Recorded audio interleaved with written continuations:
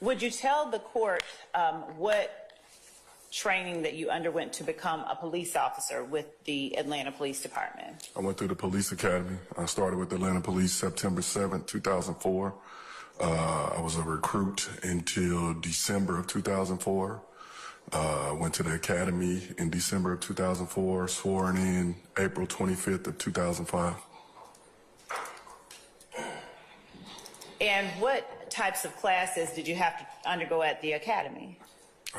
Basic law, EVOC training to drive the patrol vehicle, firearms, pistols, PT test, all type of general training, mental evaluations, all type of stuff. When you became a part of the targeted enforcement or gang unit, was there another name as well later on, criminal intelligence unit? Yes. When you became a part of that unit with the Atlanta Police Department, had you received any specialized training in the area of criminal street gangs? Not before that time, no. Prior to becoming an investigator with the gang unit, had you had any exposure to gang members and alleged gang members during your time with the City of Atlanta Police Department? Yes. Would you explain or describe that for the court? My beat assignment, which was Boulevard, the old 4th Ward, it almost was like the free zone for gang members. Through Bedford Pines, Section 8 housing was provided for the females, and where the females go, usually the guys went. And so pretty much most gang members had some type of relationship with a female in that area. Over the course of being a beat officer, you would see graffiti, have interaction with different individuals, and couldn't hear after graffiti. Can you repeat that, please? Have interaction with different individuals.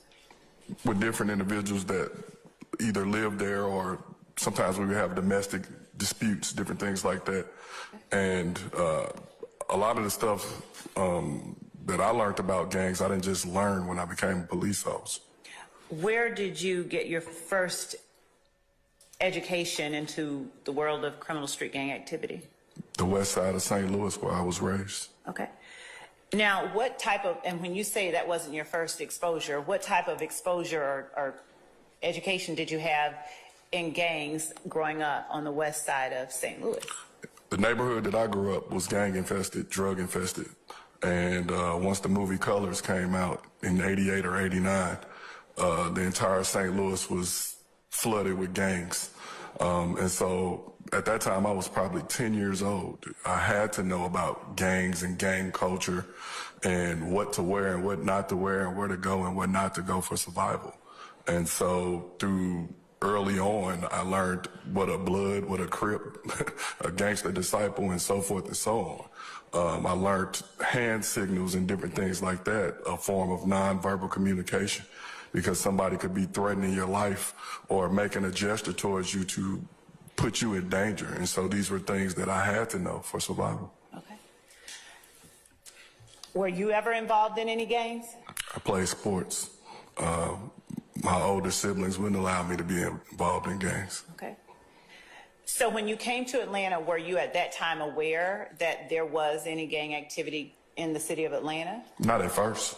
When I first got here, BMF was starting to go down. What is BMF? Black Mafia Family. And when you say starting to go down, what do you mean? I lived off Sydney Markets, and so there was a big billboard off the interstate, exit 86, and then on my way to the police academy, there was another big billboard near Turner Field that said, BMF, the world is ours. And my first night in Atlanta, I got introduced to who BMF was. I was at Club Visions, and I seen all these guys popping bottles and so forth and so on. And that's when my education on who BMF was. That was the only gang pretty much I was familiar with at first. Once I became a patrol officer, it wasn't, you had groups of guys that kind of hung out together, but it probably wasn't until '07, '08 I started seeing stuff that looked like home, gang graffiti. And knowing on what I already knew, I'm like, what is that doing here in Atlanta? I didn't think gangs was prevalent in Atlanta like that. And you mentioned BMF. What did that stand for? Black Mafia Family. Okay. So you mentioned in '07 and '08 you started to see things that looked like home. Where were you working during that time? Zone 5, Atlanta Police Department. Okay. Did you have responsibility for investigating any of that activity, or did you just observe it? For myself, I was fascinated with it myself. And so I wanted to know if it was real or not, because Atlanta wasn't viewed as a gang city. And so I started doing my own kind of homework and getting to educate myself. I had an interaction with an individual who enlightened me about a gang operating within my beat, Bird Gang. And as he enlightened me on Bird Gang, he would give he basically was in custody. And as we talked, he would give a nickname, and I basically created a beat book identifying individuals that was associated with this specific gang. That became my everyday. When I would go on a call or other people would have interaction with them, I basically cataloged them long before I even knew about a gang unit or anything. I became a source of information for the detectives. Or if there was a robbery or something, they would reach out, hey, talk to Dennis. He's got a beat book with individuals documented in there with different tattoos, different whatever. Eventually, fast forward to, I think, '09 or 2010, Chris Markel Bennett was kidnapped. And when he was kidnapped, my supervisor had me reach out to the lead detective, Detective Murdoch, who worked homicide missing persons. And when we actually met at the King Center, and when we met, I basically brought my beat book, showed him all my stuff, and was telling him about this gang. And he looked me in my face and said, "You watch too much TV."